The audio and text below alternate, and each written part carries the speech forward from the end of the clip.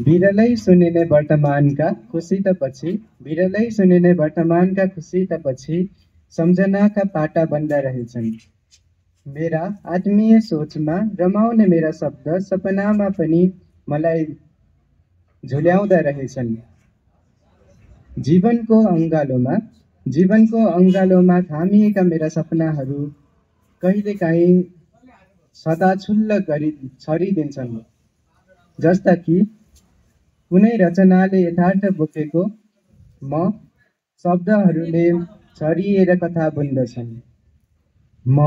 म त बस जीवन रूपी कथाकी पात्र। रङ्गमञ्चमा नाटक गर्दा गर्दै पनि खै आजभोलि यस्तो लाग्छ कि मलाई पछ्याउने मेरा सोच हतारिएर दौडिँदैछन्। मेरा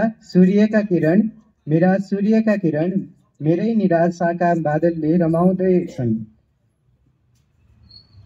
मिरियम शिशिरको बिहानीमा म जीवनसँग उठ्न पर्ने रे, तर मेरा ती सपना अपुरै हुँदा पनि बिउझिएर फेरि आकाश चुम्ने लक्ष्य लिनुपर्ने रे।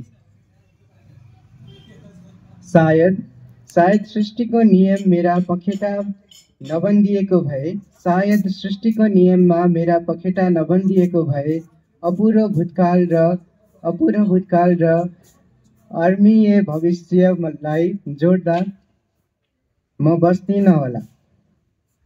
जीवन र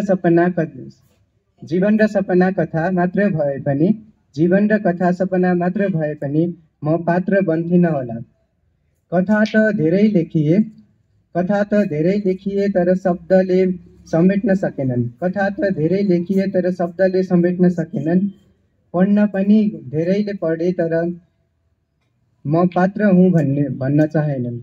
पढ्न त धेरैले पढे तर म पात्र हुँ भन्न चाहेनन्। धन्यवाद।